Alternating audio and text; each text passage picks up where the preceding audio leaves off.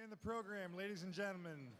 Please be seated and direct your attention to the video boards.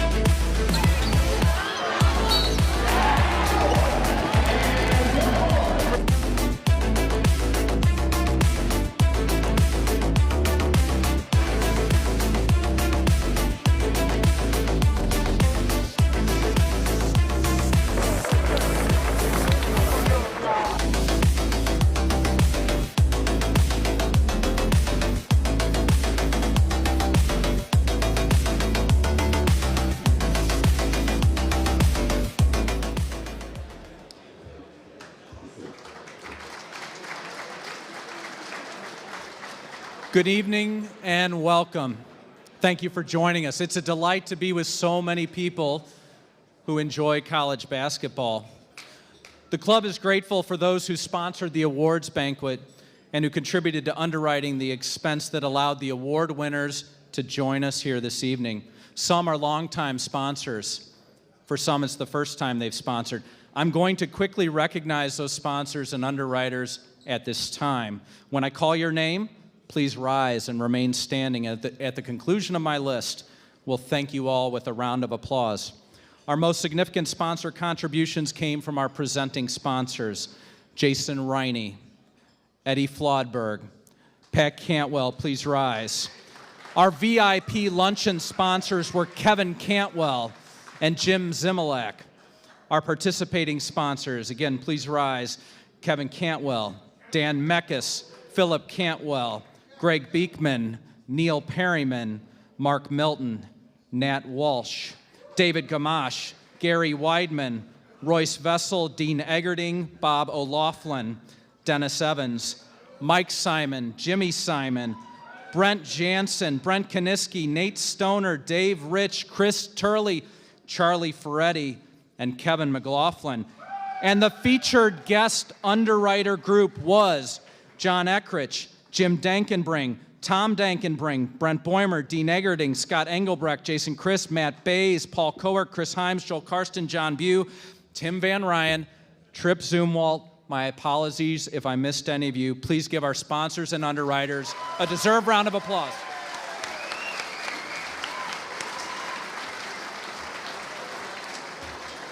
See, we got the business out of the way. The club's relationship with the U.S. Basketball Writers Association is special, and we're grateful for it. It's been a joy to work with Executive Director Malcolm Moran over the past few years, and we're grateful that he could join us this evening. Please join me in welcoming Malcolm to the podium for a few words of welcome.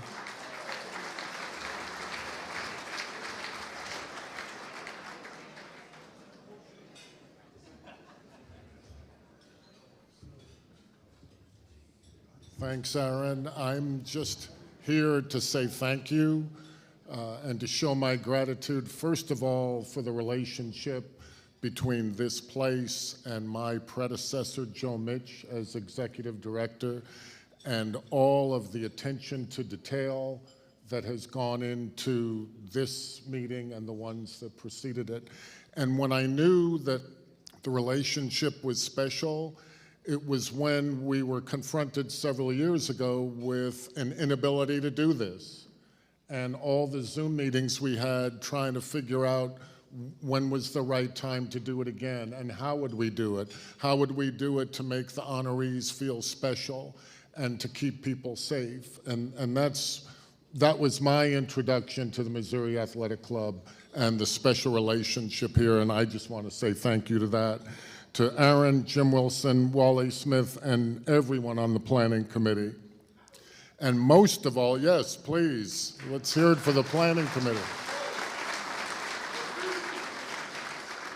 But most of all, thanks to all the honorees. It is a long season. It covers a lot of miles. There are late nights and early mornings. And one more trip is something that requires a lot of effort. And so we are grateful that you're here. We're grateful that you'll share this time with us. And one thing that I hope this gathering can accomplish is that it gives all of you a chance to just kind of take a breath and reflect at everything you've accomplished. I mean, to achieve at that kind of elite level requires such a standard and living in the moment that you really don't get to experience the moment. So one way you could do it is when you look at the beautiful program that the club has prepared, please just check out the names that you're next to and think about all the things that went into putting you there and how you earned that place in the history of the game on your campuses. Congratulations to all of you for that. And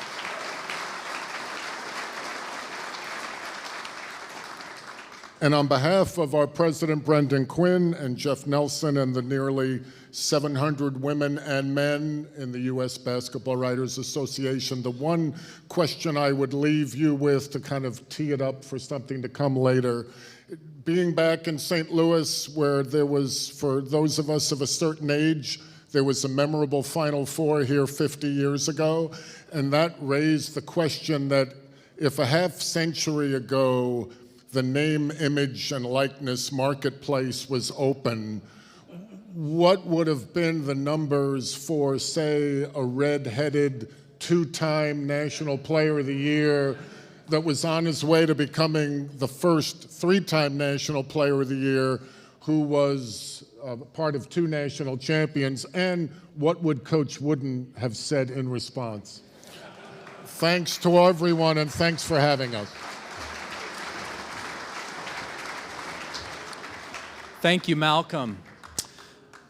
Who were you this past college basketball season? Who were you? What was your identity? Were you someone who just started paying attention when the Super Bowl ended? Or do you faithfully follow the conference season? Or maybe you went to a Thanksgiving tournament. Who were you this past college basketball season? Did you go to the Maui Invitational? What was your identity? Who were you? Were you the Uber Eats guy that stumbled onto the floor at the Duquesne game? Were you the freshman from Tallahassee writing her own story throughout the battles in the ACC? Were you the beast Boilermaker who battled with the bigs in the Big Ten and so often prevailed and accomplished so much? Well, more important than who you were this basketball season is who you are. And we are thankful that you're here. You are someone who has a chance as we move forward to go visit a new college campus and go to an arena you've never been to. You are somebody who can take your dad or your uncle to a game while you have the chance. You are someone who's going to craft the path forward of what college fandom looks like in this transfer portal NIL world. We are really grateful that you are here.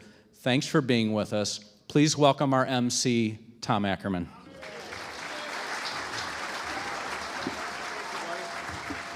All right, Aaron, thank you very much. Yeah, I am Tom Ackerman, and I love college basketball. I am so happy. There is no place I would rather be than at this podium right here, right now, at our club, the Missouri Athletic Club. Isn't it great to be here? All right. So we are surrounded by college basketball royalty. We have college basketball up-and-comers. We are surrounded by college basketball. And I'm going to keep this quick and move it along because we also have Bill Walton with us. I don't know if you're aware, but Bill Walton has some stories. And we will make sure that we have enough time for Mr. Walton. We have enough time for everybody here today. But I want to also address, I talk so highly about St. Louis and my hometown and our hometown and how great a sports city we are. But for the listening audience and the viewing audience around the country right now on this live stream, St. Louis is a college basketball town. And what I mean by that is we cover it all. I mean, you name the conference, we're on it. and you name the institution, the odds are there's somebody in this city who's an alum. You can't go anywhere without people talking about college basketball in St. Louis. And it's so heartwarming that the USBWA has its event here in our city. So thank you very much for choosing St. Louis.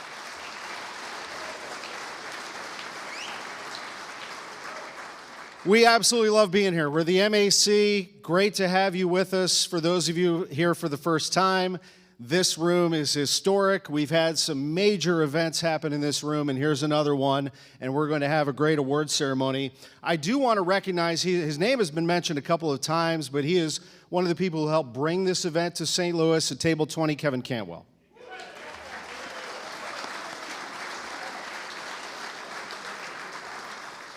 Kevin dressed as if he's ready to coach UCLA and ready to take the bench. We're excited to have also at his table the two-time governor of the great state of Missouri, Jay Nixon.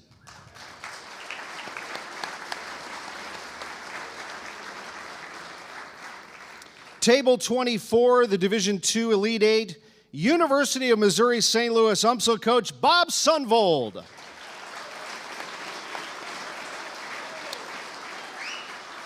And his assistant coach, Chico Jones. Now, when you mention UMSL, the McKendree guys are like, wait a minute. We got to get McKendree in there. From McKendree University, they were the 2023 Great Lakes Valley Conference Men's Basketball Tournament champions. Coach George Suggs, the president of McKendree, a member of the 1981 Bearcat basketball team, playing for Hall of Fame coach Harry Statham. Dan Dobbins, another McKendree basketball alumnus, son of former SIU coach Rich Herron. Rod Herron. Please welcome McKendree today.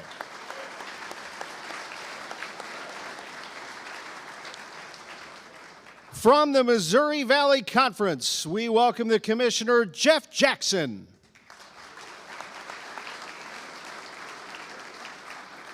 And Associate Commissioner, Jack Watkins.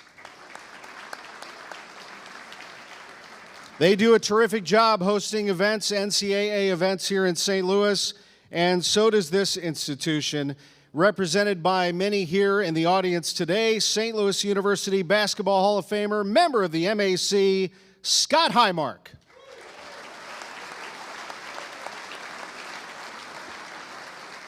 Scott is at the Lewis Rice table, Chief Operating Officer at University of Illinois' Athletic Department. Roger Denny is here as well. At the St. Louis University table, the head coach of the men's team, please welcome Travis Ford.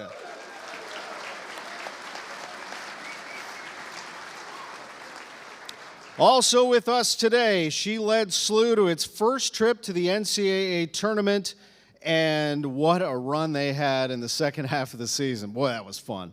Rebecca Tillett.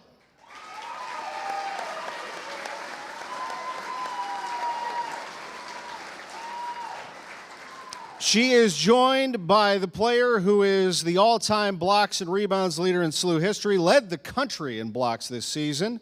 That would be Brooke Flowers.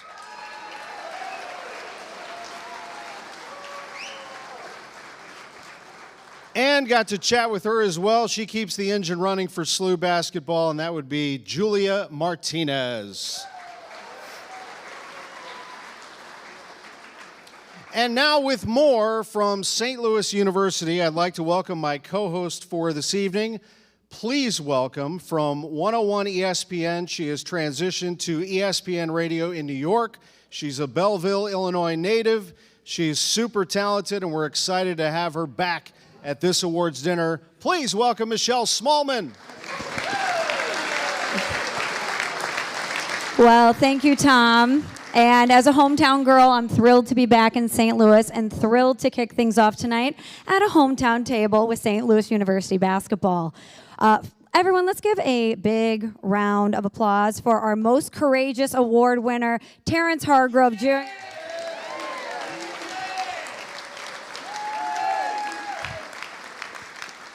So, TJ, you, of course, are known for your skills on the court, but it's what you did off the court this year, and that's why you're the recipient of this award. You hit send on a tweet where you outlined some of the struggles that you were dealing with mental health and stressors in your life and depression, and it really got a lot of people talking. Now, I know that social media can be a tough place, and especially as an athlete with a platform. What did it take for you to expose that side of yourself and be vulnerable and hit send on that tweet?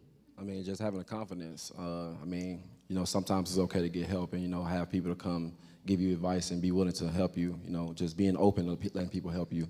And, I was just so proud of myself, that I overcame that, but I really didn't think it was going to do in catching many people's attention as it did. So it kind of shocked me, but I'm glad, a lot of people got to see that, and it really helped a lot of people because I really impacted so many lives that I didn't know I could do. And a lot of people in this room are focusing on their mental health as well as their physical health. It's certainly been a conversation, especially since the pandemic, that we're talking about even more.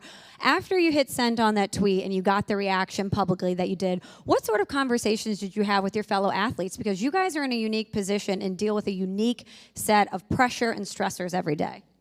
People just ask me, how did I do it? Like, what gave you the reason to do it? I was just proud of myself, honestly. And then it's amazing how many people just came up to me and just got to talking to me and just sending me messages and asking, how did I do it? Or what advice can I give them? And I just gave them the best advice I could, and it's amazing how I could just help other people. And so many other people got through it, and now they come back to me and just, thank me for helping them. And I'm always open, all ears for, helping people. So if you don't mind sharing, what is that advice that you would give people that would come and have that dialogue with you? It's pretty simple. Just have a relationship with the Lord, honestly. Just, pray, talk to the Lord, always have faith in him because, he'll never steer us wrong and never let us down. So, hey. Well, Terrence, we are also proud of you. Thank you for sharing your story. Continued success to you, and please continue to share that message. This is Terrence Hargrove Jr. He is the USBWA Most Courageous Award winner. Everyone, please give him a round of applause. Thank you, TJ. And I can't be at the SLU basketball table and not talk to a St. Louis basketball legend, Larry Hughes Sr. How you doing, Larry? I'm doing well, thank you. So, Larry, let me get this right. So 25 years ago, you won the Freshman of the Year award. Can you believe it's been 25 years? Yeah, you guys are getting old, not me. That's right. You haven't aged a day. I can confirm that. So looking back on young Larry, who received the Freshman of the Year award 25 years ago, what's a piece of advice you would have given him? Just really stay focused. Keep your circle small. The same people that reward you will be the same people that, will try to, nitpick and find things that are wrong into your game. But, have fun with it. Have fun with it and bring as many people as you can along with you. And now you're watching your son forge his own path, but follow in your footsteps at SLU and college basketball. How has the game changed as you watch what he's experiencing? Well, I think the overall game has changed, but the things that you want to accomplish of being an effective player, a good teammate, do your job to the best of your ability, be held accountable, those things still hold true. So those are the things that I want to instill in him, and he's done a great job with taking over. And you've had a fabulous career. You had a wonderful 14-year NBA career, but you never left the game. Even after your playing days were done, you've constantly poured into the St. Louis community and into the game of basketball, especially with the Larry Hughes Academy. So please give everyone in the room an update on what you've been up to. Oh, well, that's just it. Just giving back, using the tools that I've been awarded over these years of seeing, how helping young people develop, on and off the court promotes a better life. And not everybody's going to make it to the NBA or the WNBA, but a lot of them will be dropped back into our communities, and we expect them to be good people and carry themselves well. So that's what the Larry Hughes Basketball Academy is about, is really building peak performers on and off the court. Well, let's give it up to two of St. Louis University's own who are helping people and pouring into basketball, Larry Hughes and Terrence Hargrove Jr. Tom, back to you. Michelle, thank you very much, and congratulations. Ladies and gentlemen, it's time to hand out the Wayman Tisdale Award. Let's take a look at the video board.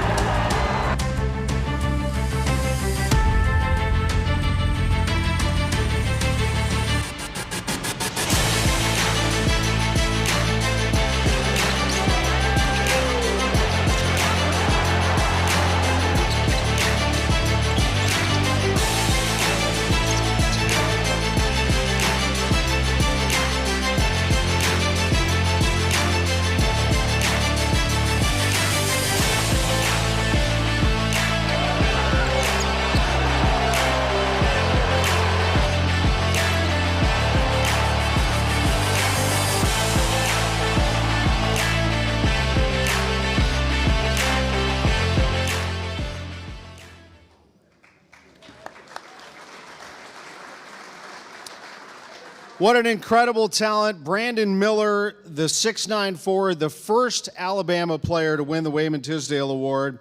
He led all SEC players in scoring. He was fourth in the league in rebounds. Think about that for just a minute. He led the Crimson Tide to its second Sweet 16 appearance in the last 3 years, ninth in program history. What he did in 1 year is remarkable. First player to sweep the SEC Player of the Year, Freshman of the Year, Tournament MVP in the same season. First player to do that. He is a first-team All-SEC, All-Tournament selection, named a USBWA second-team All-American, the only freshman to make that roster, to make that team. He became the fourth player in the last 50 years to lead the SEC in scoring as a freshman. He is Brandon Miller. He was unable to be with us here tonight, but please give him a warm round of applause. I know he'll hear it. Brandon Miller.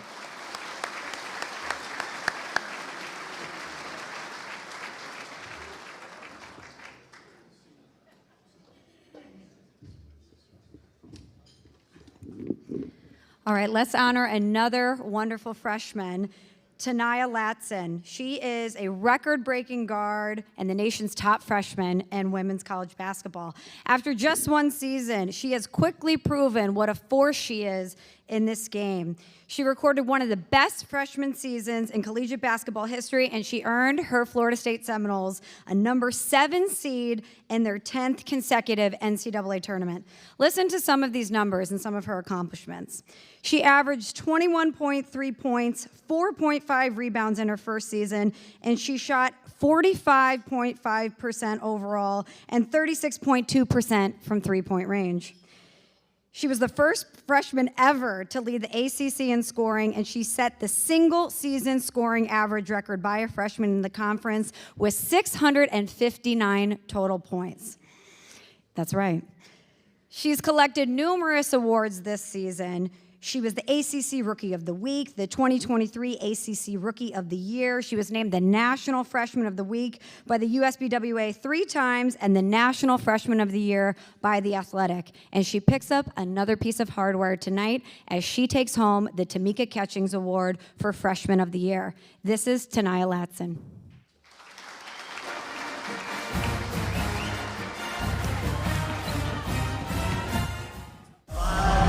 Freshman from Miami, Florida, 00, Tanaya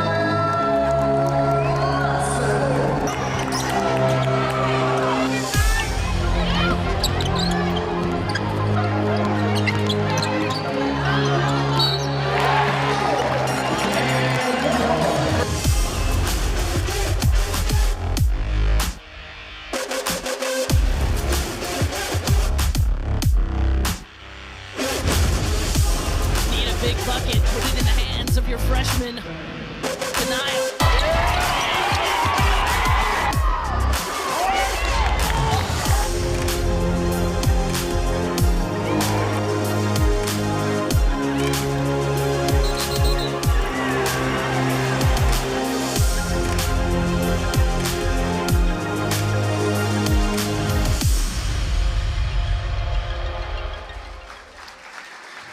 What a player and what a year. Please help me welcome Tanaya Latson, our Tamika Catching Awards winner, up to the stage alongside her coach, the head coach of Florida State women's basketball, Brooke Wyckoff.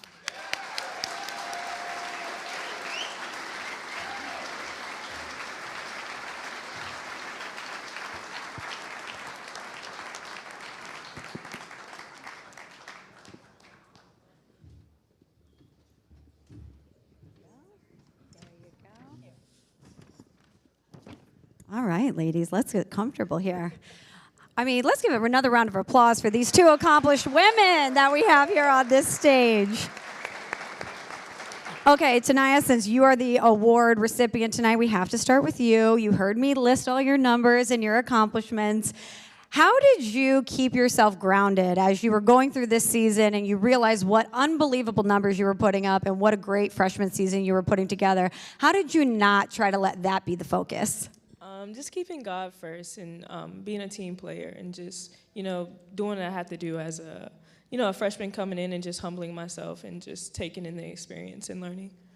And Brooke, you kind of laughed when you heard me say that. As your coach, how did you try to manage those expectations? Wow, she just impressed me so much with, she set her own expectations. She came in as a freshman. We had high hopes for her, but didn't, she's got to be the one that goes out and does it. And so just so proud of how she handled all of the accolades, the pressure that came along with it. Once she started scoring, she was humble. She was a great teammate.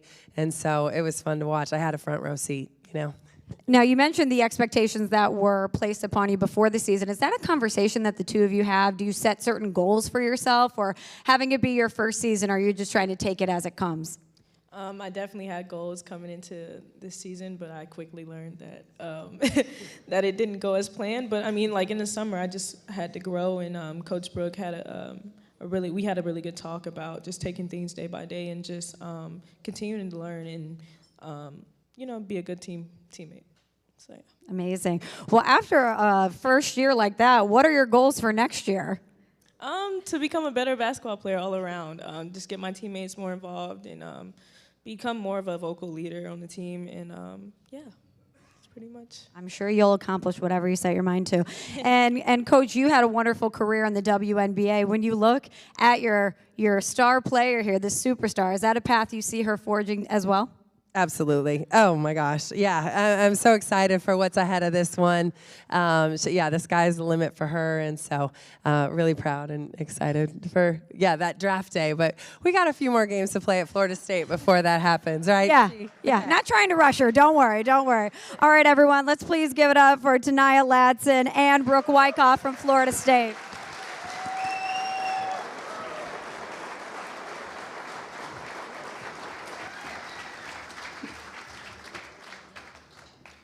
Congratulations. We now want to make a special announcement.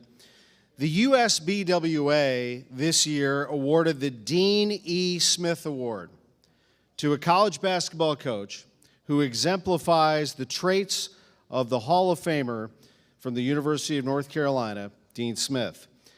And although the 2023 award winner could not be here tonight, we are very happy that he did send in a recorded video. Please take a look. What a great night here at the Missouri Athletic Club for the annual Basketball Writers Association Award Show. It's an honor to be with you, and have a great night. We're awarding so many worthy people of the accomplishments that they've had during the year. You also are awarding me one of the most prestigious awards, and that's the Dean Smith Award. Thank you so very much. I cannot think of a higher honor than to have my name associated with Dean's. Obviously, we were competitors, and as a younger coach, I learned a lot from him and his teams. As we built our program, I learned how he built his program, especially his association with his players, the culture that he built. And we tried to build a culture that made us relevant for years to come. Dean built a program forever, and hopefully that's what we were able to do. But he was a great man, a great coach, and obviously became a special friend to me. So thank you, and again, it's an honor to receive that award. I've heard that you have another very prestigious award. It's the Good Guy Award, and wow, what a great choice in choosing Mike Bray. Except I think you should change the award from Good Guy to Great Guy. Mike was on my staff. I hired him when he was an assistant high school coach at DeMatha High School under the legendary coach Morgan Wooten. During his time at Duke, we went to 6 Final Fours and won 2 national championships. I wish he would have never left. Maybe we could have done even more. But there's no one who has represented our sport, the coaching profession, better than Mike as far as being a good guy, not only with his community, his school, and his team, but with all of you. I think he set a great example of how a head coach in basketball should relate to the media. So congratulations to Mike. You made an amazing choice. Have a great night. And again, congratulations to all the award winners. I know you're excited to be there and be recognized for your accomplishments this year.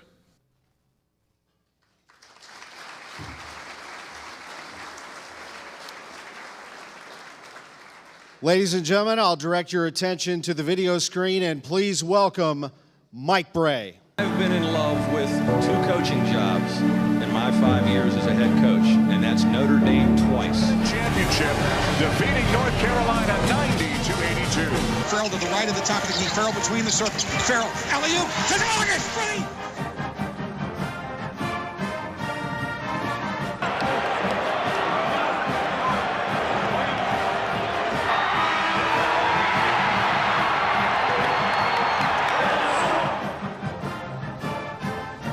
Happy St. Patrick's Day, baby! Pitch comes on into Hayes. Hayes dribbling, loses the ball. Jackson lays it up and in! The Cardiac Kids have done it again.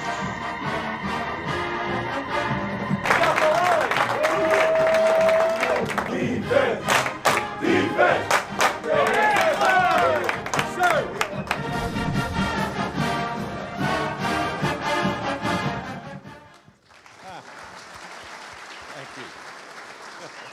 Good memories. What do you think when you see that video right there? I should have been in better shape in Maui before I whipped that shirt off, but we won it. Who cares? How about the words from Mike Krzyzewski? Yeah, that's, first of all, you know, I worked for him for 8 years. I never heard him talk about Dean Smith that when I worked for him like that. But no, he took a chance on me, as he said. I was an assistant high school coach with Morgan Wooten, and I remember him saying, I don't want anybody coming down here who doesn't want to be a head coach, so you're going to get your hands on everything, and he really prepared me, and we had an unbelievable run and got me ready to go to the University of Delaware, but a good friend, and he actually came to the game when we played Duke in Cameron, sat on the baseline, and I think that was the effect, the officiating, and not really to be there for me.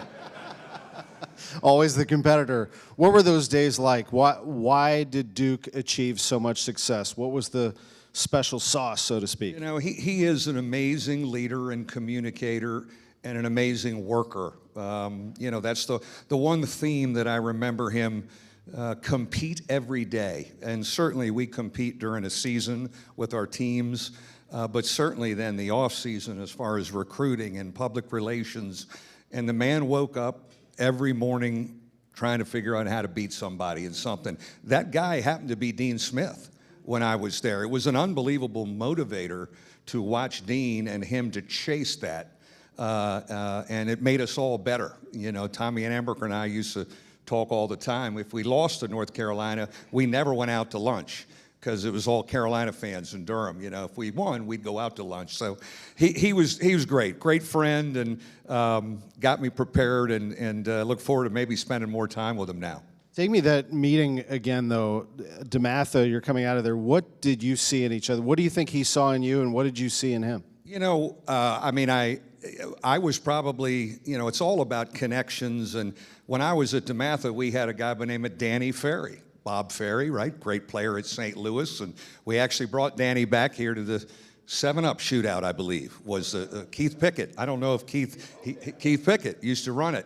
So anyways, Danny Ferry was there. And so everybody, I'm a young guy with Morgan Wooten, and everyone's coming through to recruit not only Danny, but other kids. And for a young guy, I got to know all those guys. And, you know, maybe he saw, I think, relationships and being able to connect with young people.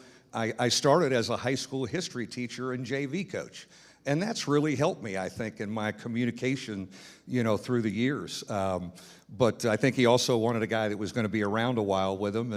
And I was there 8 years, and we went to 6 Final Fours, and that was almost like not real. It was crazy. I have a great St. Louis U story. In 1992, the job was open, and I don't know who, and I met with Debbie Yao, right? Debbie Yao was your AD, I believe. I met with Debbie Yao, and I came back to the hotel in Minneapolis to tell Mike, I said, hey, I just had a great meeting with Debbie Yao. Don't you think St. Louis would be a great job for me? He goes, you'll be fired in 3 years there. Thanks for the confidence, Coach. So 1995 is Delaware. Yeah, go to Delaware in 95. And you took them to the NCAA tournament. Yep. So how did that develop, and how gratifying was that? I mean, Coach K guides you and you work together, and then you have your own squad in the tournament. I was fortunate, it was back in a region. I'm from the D.C. area, and you could drive to get players, Philly, Jersey, Baltimore, D.C., and we've got a bunch of kids. And actually, pre-portal, we were working the transfer thing back in the late 90s.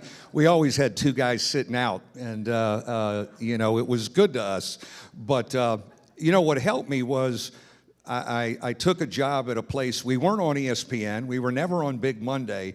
So when you did screw up, and believe me, I did at Delaware, you didn't do it on national TV. I was able to grow a little bit and get confident, and we had some success, and was able to get to South Bend in 2000. You did 23 years at Notre Dame, 13 NCAA tournaments. Yeah.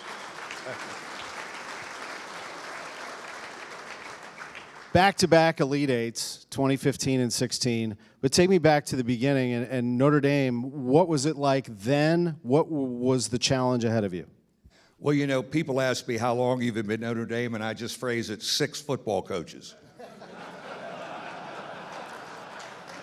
Marcus Freeman is number 6. And when you're the basketball coach at Notre Dame, you learn how to duck a lot. When it gets off there. When we would lose in September in football, you just go on the road for a week. Just get out of South Bend, just recruit, get out of there. It was too tight. But I got there. Kevin White hired me, the former Duke AD, and Monk Malloy, who was a basketball player, was the president at the time.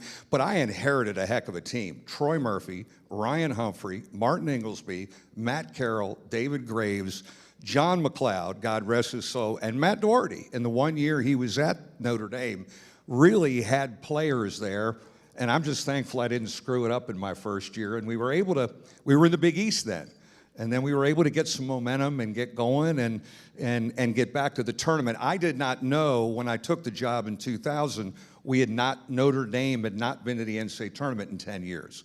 That was I didn't know that. And we lost momentum, and we started to gain it back a little bit through the Big East. And you did. Was there, I know football is king, but was there pressure involved? Did you feel that? And you had been at Duke. I mean, you'd been at the highest of the mountain, but you're the head coach at a major program. Oh, absolutely. I think, and Shaka and Matt are here, and Travis is here. I recruited Travis. I flew into Nashville and drove 2 hours. I don't even know where the hell I drove, Travis. But when I got there, you didn't miss a shot. That's all I remember. But and he's done a great job here at SLU. He's been fabulous. But no, you're always, it's what do they say? There's 2 kinds of coaches. Lou Holtz said it. Those who have been fired, and those who are going to be. You're trying to stay ahead of the posse. Come on, we're all trying to stay ahead of the posse a little bit, and you get put in 23 years. You get put on the mat a couple times. You better figure a way to come off, and we did a couple times. But I thought in January, I think they need a new voice, and I probably need something new too. So, but 23 years at that institution, I've been honored. I told you off the stage that we have some mutual friends. I mean, anybody that talks about Mike Brey, always the best guy, and that's why partly you're receiving the Good Guy Award. Not only your success on the court, but people. It is a people business, isn't it?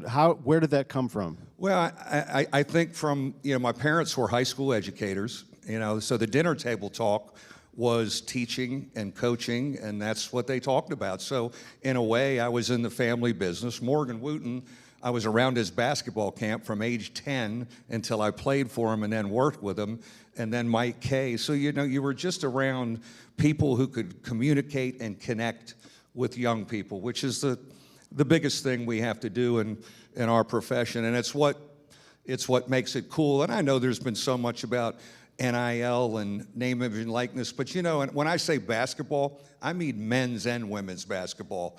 It's good. You see the faces on the young people playing, and a story like Zach and how he got better, and it's just, there's a lot of good stuff, man, and we got to get it back on the rails a little bit, and Matt and Shaka do such a great job in leadership positions, and I think they'll get some things back on the rails, but it's good, man. There's good energy around the sport. I'm with you. There are a lot of great stories to be told.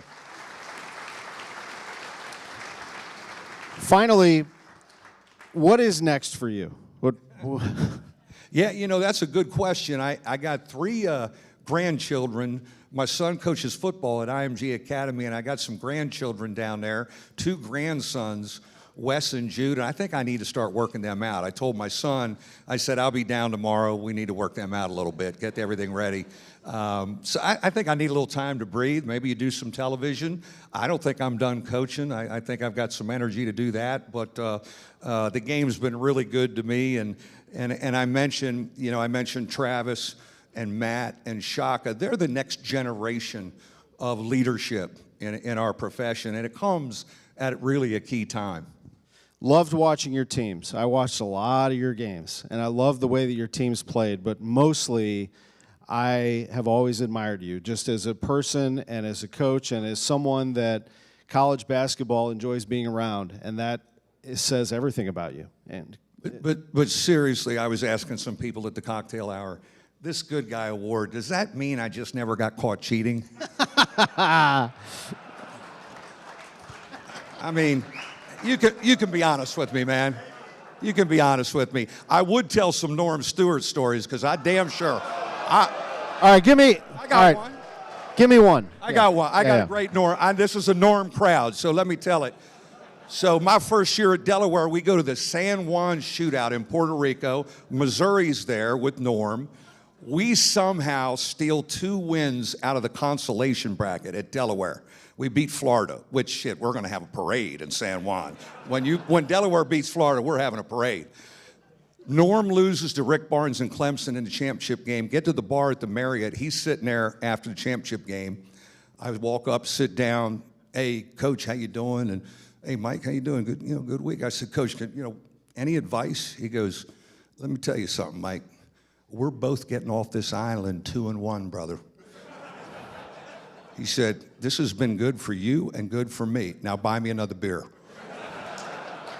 And I damn sure did. Thank you. Mike Bray, ladies and gentlemen. Nice job. Thank you.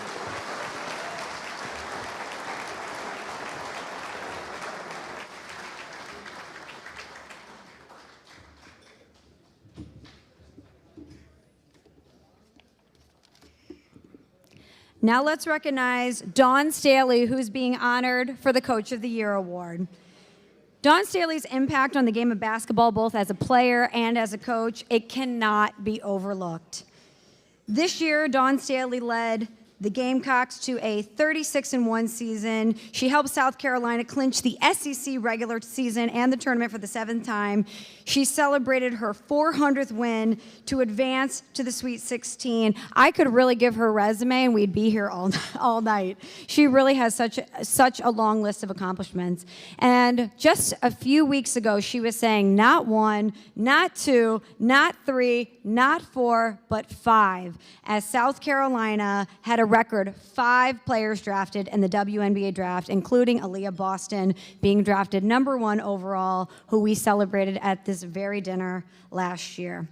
Dawn Staley has had 14 seasons leading the Gamecocks and has numerous accomplishments, 2 national championships, 5 NCAA Final Fours, and she ranked #1 in the AP poll for 44 weeks, including 2 final #1 rankings. Oh, and she posted a 42-game winning streak. Not bad. And now tonight, After winning this award twice, she notches her third USBWA National Coach of the Year. This is Dawn Staley.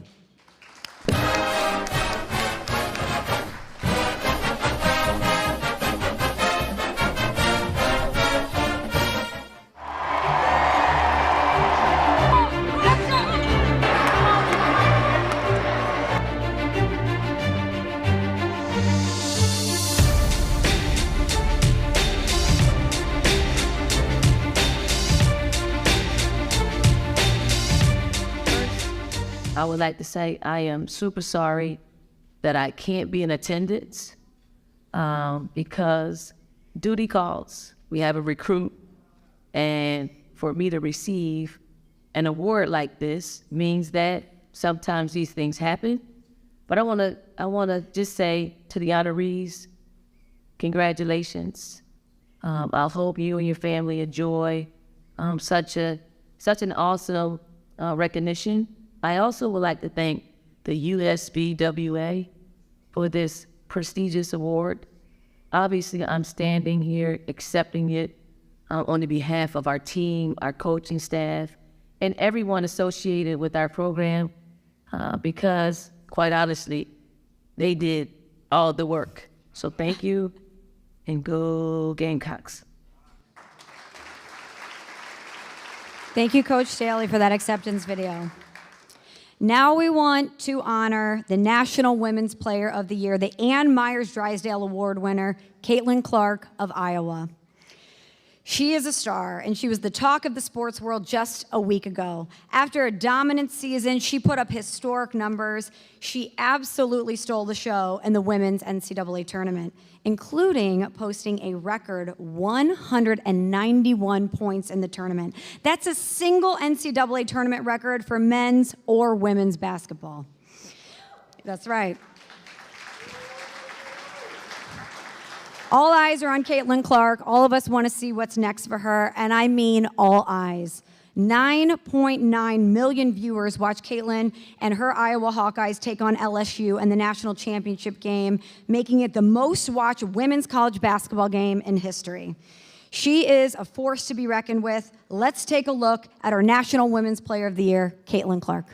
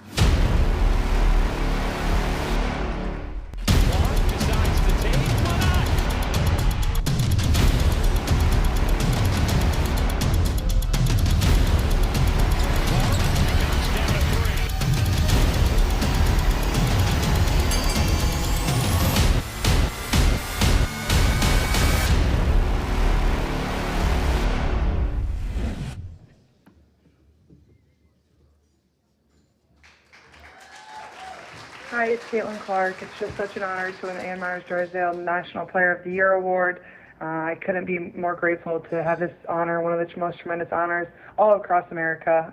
To be named the best player in America is huge, but I know it wouldn't be possible without each and every one of my teammates and my amazing coaches. We had an incredible year, and I know this just wouldn't be possible without them. And I'm lucky that I'm, surrounded by a group of girls that believes in me and supports me every single step of the way. So thank you. It's a tremendous honor to all those, who voted for me. I really appreciate it. I know there's so many great players in America, but to be named one of the best and with one of the best is truly amazing. So thank you, and I couldn't be more thankful.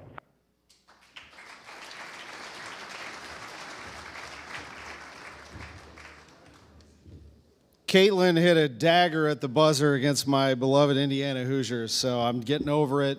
Caitlin Clark's an unbelievable talent. This guy was also tough on us. Very, very tough on us. The Oscar Robertson Trophy. Take a look at this next video.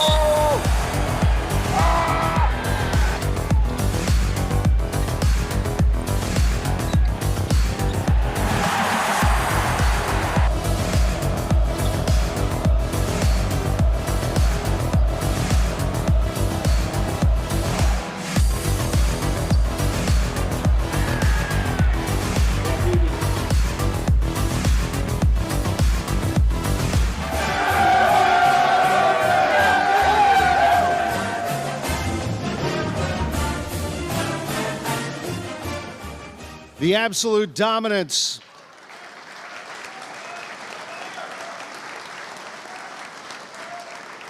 Let me give you some numbers on the 7'4" Zach Edey. First player in NCAA history since blocks became an official stat to record at least 750 points, 400 rebounds, 70 blocks, and 50 assists in a season. First ever.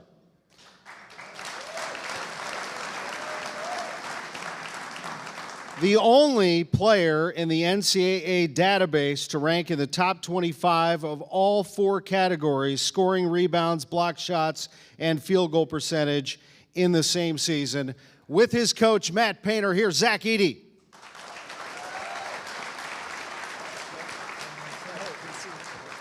First of all, Coach Painter, it is great to see you. Welcome Matt Painter back to St. Louis. I know you have some great memories here, don't you? Oh, I have some great memories. Obviously, I lived 2 hours from St. Louis, being in Eastern Illinois and Southern Illinois, but just the Arch Madness, being at Southern Illinois and getting that experience as an assistant and a head coach was huge, and the fans in St. Louis are great. What can you say about this man right here, Zach Edey?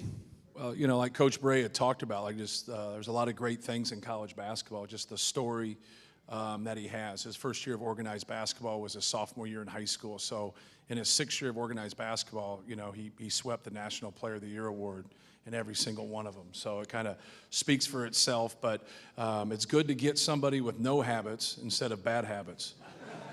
And so everything's fresh for him. And, you know, 2 years ago he couldn't pass. And he became, like when he first started, it was unbelievable. He'd play 15 minutes, he'd get 12 points, he'd get 6 rebounds, he'd have 4 fouls, 5 turnovers, and we go to the monitor twice. And then 3 or 4 weeks later, like he just fixed it. It was amazing. Like normally when someone has a struggle with something, like it takes a season, it takes a while. And 6 games later, like he fixed it. And like he still had some issues, but the next year then he was a little bit better in each spot. And then this year, what he really improved on, he was on the all-defensive team in our league, so his ability to block shots, his ball screen defense, rebounding in his area. I think he was the 2nd best rebounder in the country, but his ability to pass, that's where he really got better, and he's a very selfless player. And, you know, you got to have multipliers on your team. You got to have people that make other people better and just aren't worried about themselves. And he's a very selfless dude and always plays hard and always competes hard, especially in practice. Zach, I talked to you upstairs about being an IU guy, but then I saw you play at Assembly Hall and how much respect we had for you. I mean, you walk in the building, the obvious question is, how are we going to stop Zach Edey? But it's the teammates play a big part of that too. I know that he just mentioned selfless. That's the vibe that you always get from you, is that you're a great teammate. How did you feel about your teammates in that scenario where the attention was on you? At Assembly Hall? Anywhere. Oh. I mean, it's great. You know, I have great teammates around me all season. You know, people, they act like this is my award, but it's not my award. I would never be able to be up here in front of you guys without the complete support of my teammates. You know, they all kind of bought into our system. They really tried to get me the ball every possession. You know, I really wouldn't be able to be up here. I might be the face of this award. My name might be on the award, but in reality, I had so many great people behind me that enabled me to do this. Including your mom.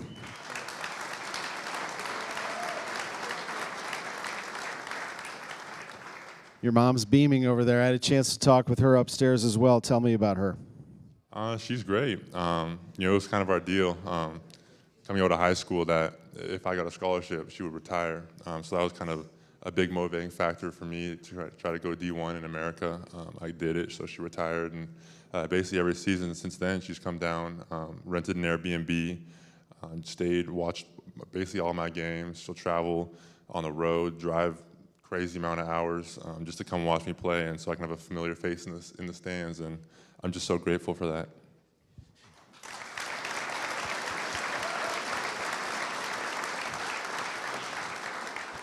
Can you imagine him as a hockey player? But it was true. Hockey player, Toronto. In fact, you didn't become a basketball player until your sophomore year in high school. Tell me about that time and that transition. There's a lot of factors that led into it. I always kind of say, like, basketball almost found me a little bit. I kind of resisted it when I was a kid. Everyone wanted me to play basketball. They wanted to kind of choose my sport for me, and I really didn't like that. So I did my best to try to stay away from basketball as much as possible. I played hockey, I played baseball growing up, but then kind of some things happened and they didn't work out, so I went to basketball, and I think that was a pretty good decision. What was that like for you, what Coach was just talking about, learning to be, I mentioned the assist numbers, learning to be a better passer or a better player. Tell me about that process. When I came to campus, like he said, like I had no habits. I was pretty bad. Like I couldn't really do much. But I kind of grew. I learned. The game slowed down for me a little bit, and then the coaches here, they really helped me. They built me from the ground up, and I'm just so grateful to all of them. Coach Painter, the coaches at my freshman year, they left. Coach Shrews, Coach Lutz, the coach we have now, Coach Lusk, Coach T, and then of course Coach Brantley has been the biggest factor in my development. I'm going to ask Coach Painter the last question, but this is my last one for you. What is it like running out of the tunnel at one of the great venues in college basketball, Mackey Arena, when you have that place charged up? It's incredible, especially when we get to play against IU. The energy in the building is undescribable. You kind of run out and you look around, and it's incredible. You have all those people come and watch you play basketball, so it makes you just want to play as hard as you can. And for Zach, what's next for him? What do you see for Zach Edey in 2023? Well, he's got a great situation in front of him. No matter what he chooses to do, whether he goes pro or he comes back, it's going to be a great decision. And you just want the guys in your program to make those great life decisions, and then don't look back and just keep pushing ahead. But he's a worker, and so like anytime you're dealing with someone that has the ability and has the talent, who's selfless like he is, that puts in work behind it, great things are going to happen. I know you're proud to have an Oscar Robertson Trophy winner, Zach Edey from Purdue University. Thank you. Thank you.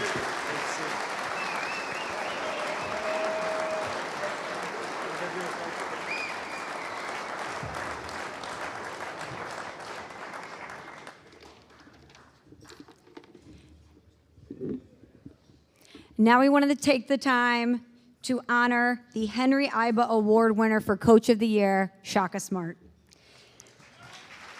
Yes. In just his second season as the head coach at Marquette University, Shaka Smart led the Golden Eagles to their first Big East outright regular season title and tournament championship. Coach, that's right. Coach Smart was an integral part of MU's success, and the university saw one of their most successful seasons in its century-plus basketball history, winning a program best 29 games.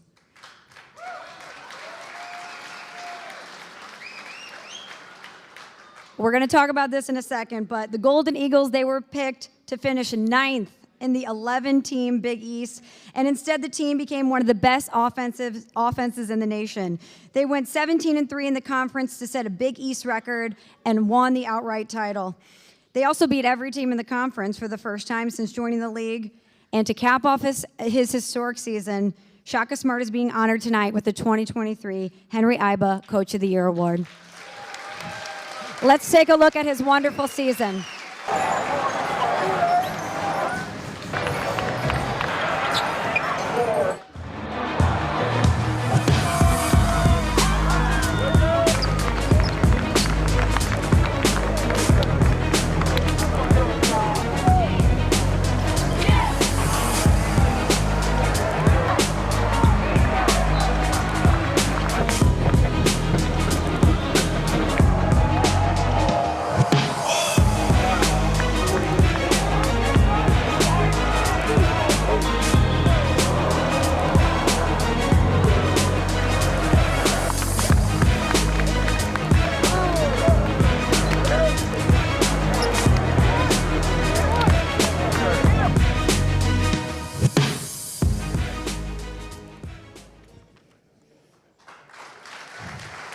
Some highlights from an incredible season for Coach Shaka Smart at Marquette. Okay, Coach, as I mentioned, your second season, you're picked to finish 9th in the 11-team Big East. Instead, you decided to go 17-3, and you set a Big East record. You won the outright title for the very first time. So did the media underrate your team, or did you outperform expectations? Well, you know, coaches and players don't put a whole lot into that stuff. We do use it as motivation when we can. We felt like we had a good group, and we felt like, most importantly, our guys really cared about one another, and they played with a real joy and genuine interest in making each other better, so we thought we had a chance to be a lot better than people thought. At what point in the season did you realize that you had a chance to be better than a lot of people thought? Actually, when we lost to Purdue, I'm serious. We went and played Purdue our third game of the year, and you know, I've always had an incredible respect for Coach Painter and their team. We felt like, at the time, we felt like they had one of the best players in the country. Turned out he was the best player in the country. So we went down there. We knew it was going to be a really tough game, and we played really well for about 3/4 of the game, and then they kind of outclassed us down the stretch and beat us at their place. But there was a weird feeling in the locker room. On one hand, our guys were really upset that we lost. It was our first loss of the year.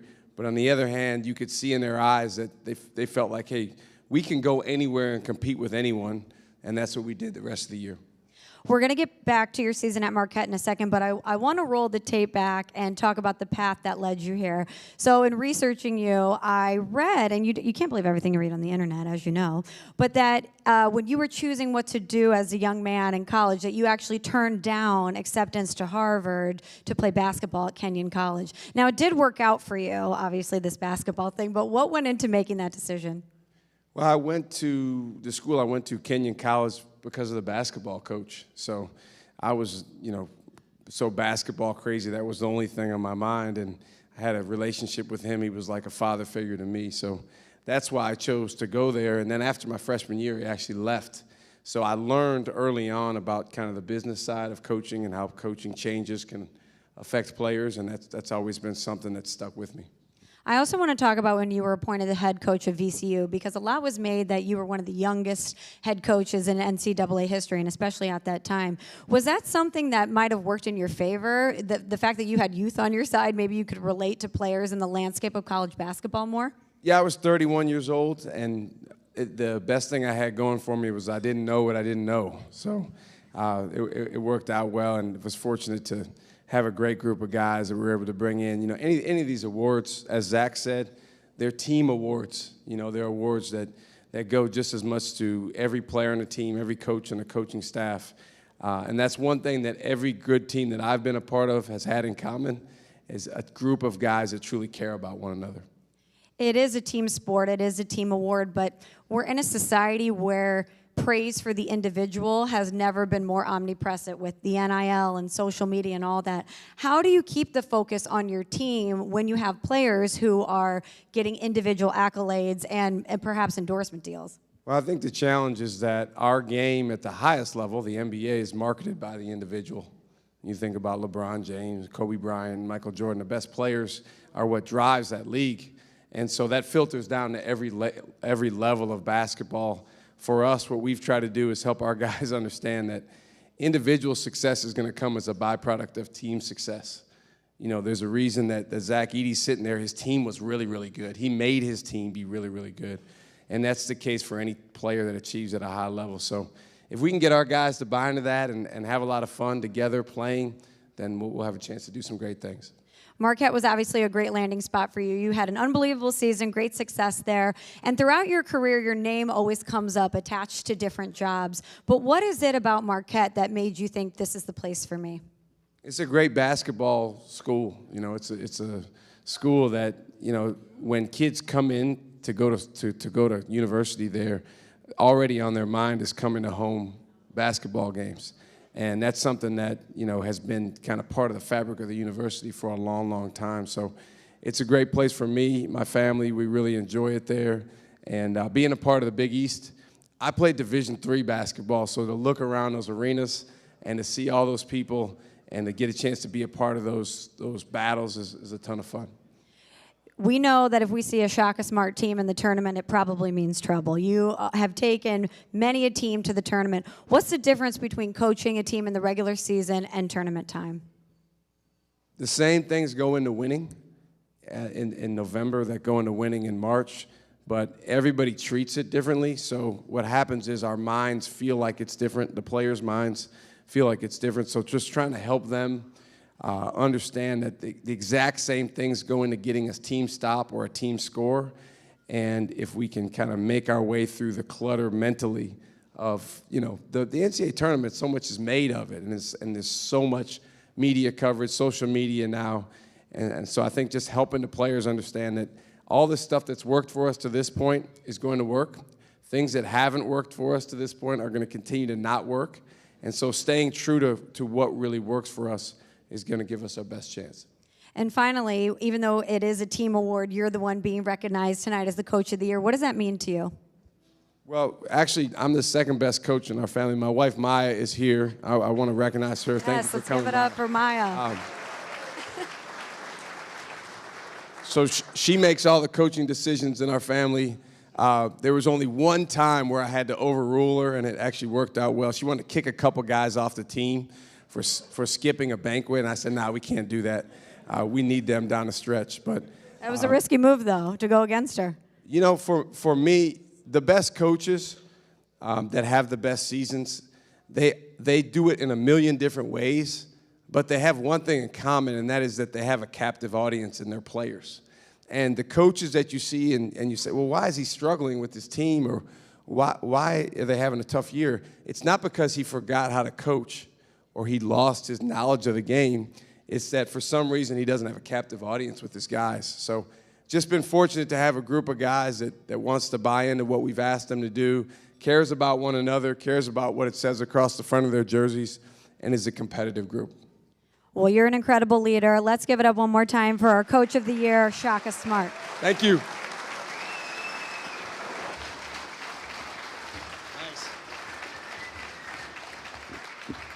Ladies and gentlemen, let's hear it again for Michelle Smallman tonight.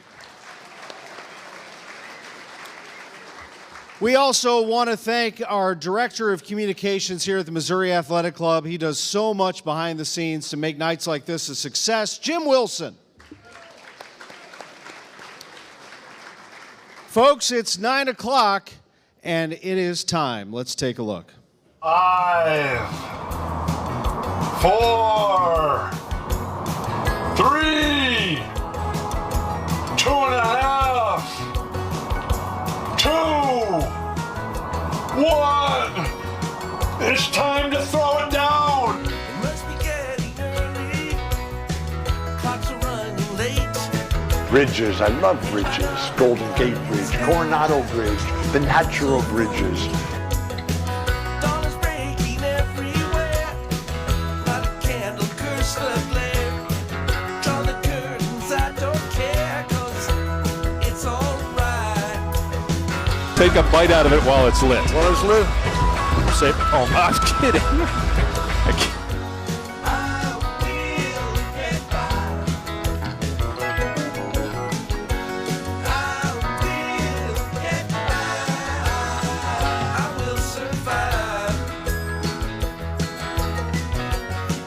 Please, party on. It's a wonderful day. Say your piece and get out. Yes, I get the gist of it, but it's alright. Sorry that you feel that way. The only thing there is to say, every silver lining's got day. I want the ball in the air to determine the fate of the known world at the end.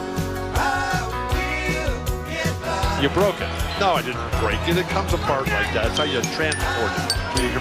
Please, don't you know anything about glockenspiels?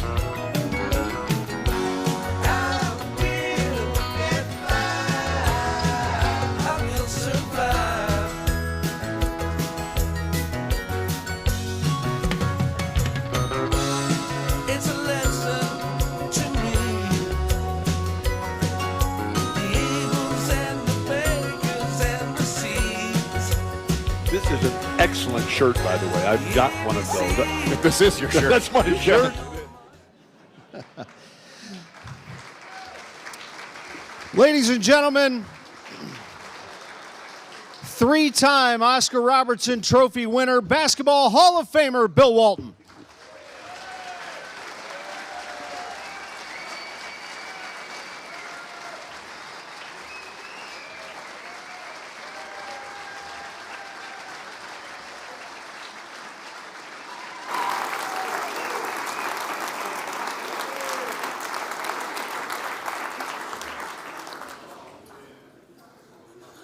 Wow. Wow. Never had such a good time in my life before. Might as well, might as well. I love hearing One more time. Wait a second. Yeah. I gotta take my jacket off. Okay, take the jacket off. You gotta give me room to move.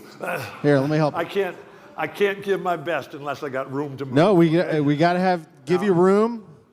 We got to give you some. Shaka, I'm going to leave my shirt on. Last time I did a game with Shaka, I took my shirt off during the game, and it. Well, you know what? It was quite Anything's possible. Speaking of that, I heard you went swimming at the MAC. Is that true? If I had had a place like the Missouri Athletic Club in my life, I could have done something with myself. But what an incredible place, and to come here and to be in this temple and this shrine, a place where Bill Bradley played basketball in his early years, and just how incredible. And so much of my life has come through St. Louis. I don't get here nearly enough, and everybody has just been better than perfect. And to see all the award winners tonight, and we'll go through them kind of. And Tanaya, the future. Now, she doesn't know this because she's young, but there is a lake in Yosemite National Park at the top of the world that is named Tanaya Lake. And like Tanaya here tonight, shimmering, glistening in the golden light of day, and just absolutely beautiful.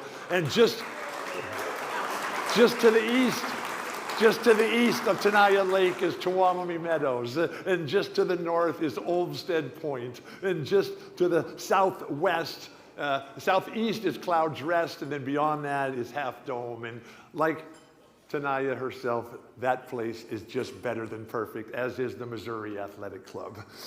And then Shaka, and I just love all the coaches and the speeches tonight, because everybody's talking about team. And then we're going to walk out the door, and nobody will be talking about team, right? And nobody will be living the team. And that's the beauty of what we have here today. And with Shaka and what he does in terms of inspiring and empowering as an active coach and current and building it all up. And then Matt Painter in terms of what he's been able to do there at Purdue for quite a few years now. And now to have such a spectacular, towering monument of success and excellence. And while we're tripping through Yosemite, when we were at Tenaya Lake and Half Dome, we'd just go right around the corner and go to El Capitan. And here's El Capitan right there. And then Mike Bray. And Mike Bray, just the coolest dude ever. And he played for Morgan Wooten, who was like this with John Wooden. And I was the antithesis of Mike Bray. And I never get a good guy award. And I get the obnoxious guy award. But Mike Bray, he is the personification of who I would love to be.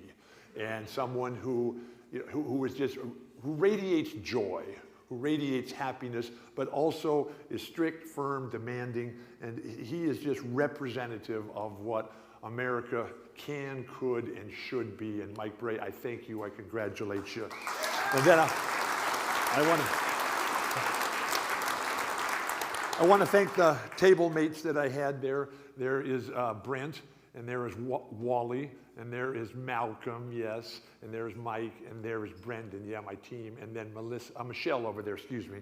And to sit with Brendan and Malcolm and listen to their stories, and then have Malcolm come up here and say nice things about me and the NIL and everything. And we had a show one time, not too long ago, and I was with Kareem on the stage. Now, Kareem was the greatest, and just at the standard of excellence. I mean, we talk about the great celebration of life that this event is, that college basketball is, college athletics, St. Louis, and it was just absolutely incredible to hear Malcolm talk about NIL, because Kareem and I were on the stage together in the Q&A, which we'll have tonight, and I'm going to close the place down, so don't worry about you getting your question in. And if you have to leave, we'll still be here at breakfast. Yeah, that's all right. That's my job. We'll be good. Yeah.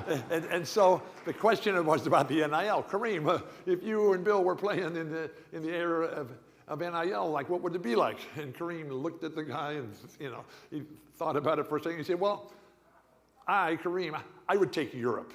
And then he looked over at me and he said, Bill, he'd get Latin America. And so, and we're as happy as can be for the success of the players. And anyone that brings anything that's better for the players, that brings it down. I mean, because what has changed more than anything is the business of sports. And so many people have been responsible for driving that. And just finished a fantastic new book that I encourage everybody to read about the business of the world, Davos Man by Peter Goodman.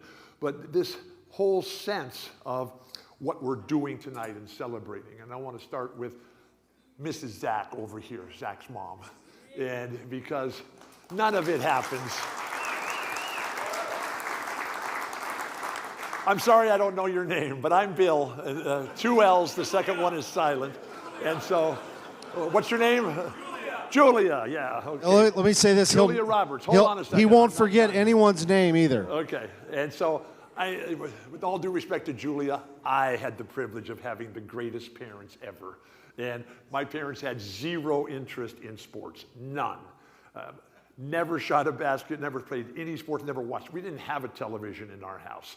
And my mom was our town's librarian. My dad was a social worker, an adult educator, and a music teacher. And they had no idea what I was doing out there. But I found basketball when I was 8 years old and had the greatest coach, my first coach. And those of you who are coaching, the impact that you have in our lives. There's never been greatness without a coach. Zach does not exist. Tanaya does not exist without Brooke and without Matt. And all the great players that come along, there's always a coach. It's just the same with leadership. There's never greatness without leadership, and failure always comes back to lack of leadership. And so here I am. I'm in the 7th grade, and I'm on my way. And I'm going and just grinding it out and playing every single day. I've got 2 games every day of the week, and I've got 7 or 8 games on Saturday and on Sunday, and I'm riding my bike to all the games. So my parents, they weren't, where are you going today, Billy? I'll be back at dinner.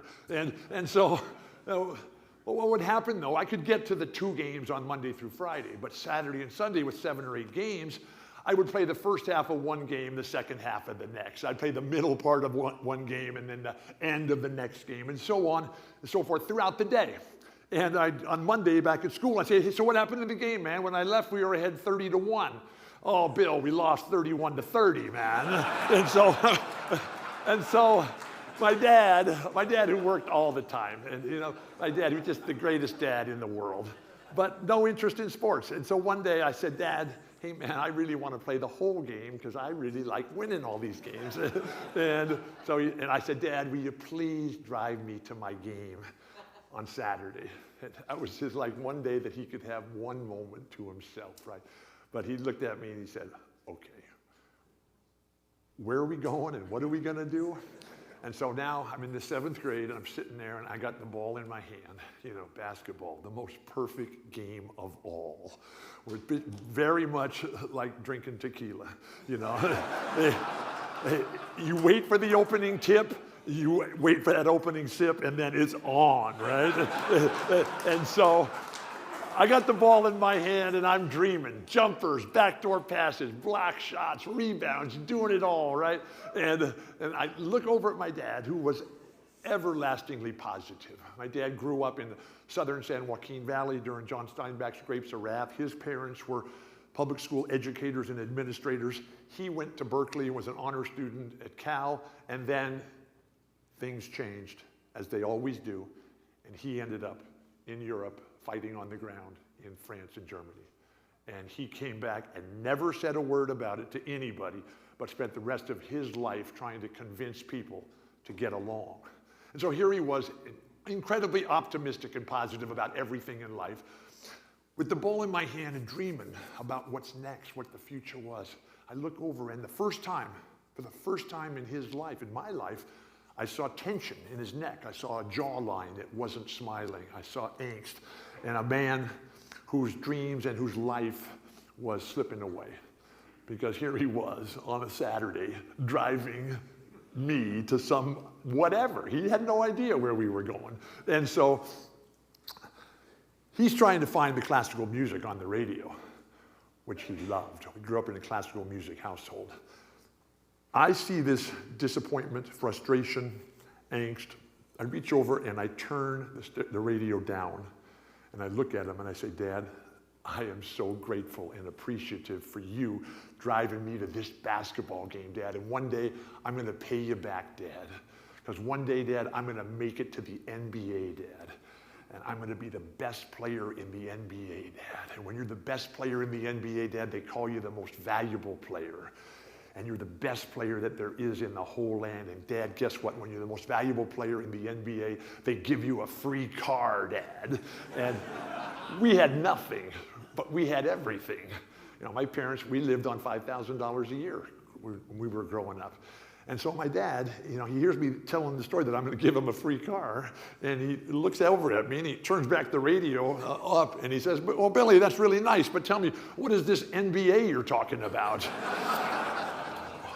When I saw Julia's Pride, I was with Julia and Zach last week and Matt down in Houston for the Final Four, where he got similar awards and he was just the talk of everything in the future and how positive and bright it is. Basketball gave me, at the very beginning, hope, opportunity, and purpose. Over the last 62 years, I have added to hope, opportunity, and purpose, pride, loyalty, and gratitude. And the gratitude that I have for all of you folks. And so when my dad got that MVP car, my dad, who had glasses this thick, hearing aids in both ears, I can't believe the state of California would give this guy a driver's license, right? But he would get up every day in San Diego, where we're from and where we still live. Both my parents are passed. But he would get up, you know, be 85, 90 degrees, perfect sun every single day. He would put on this red leather, garish monstrosity that they gave us for the NBA's all-time team at 50, right? And it was so outlandish of a coat that Snoop Dogg wouldn't even wear it in public, right? And so my dad would put that jacket on, go out and get in the MVP truck, which we were able to pick, and he wanted a pickup truck with a camper on the back.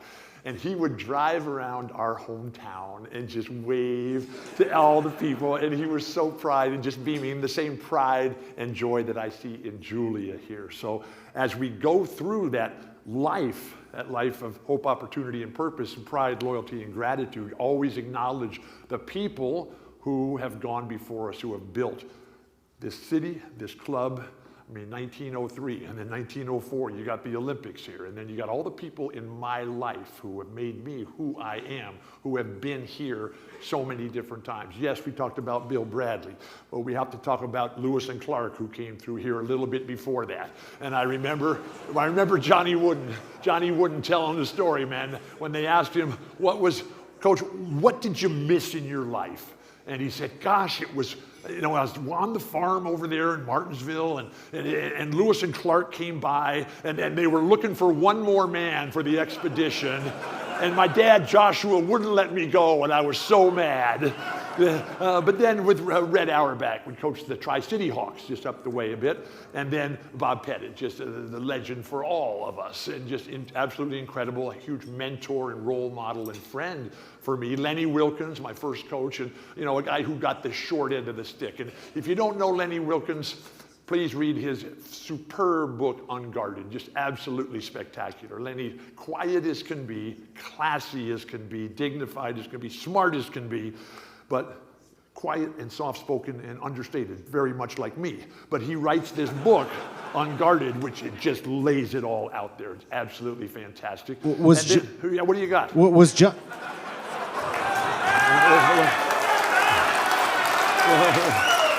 What's your name? First of all, what's your name?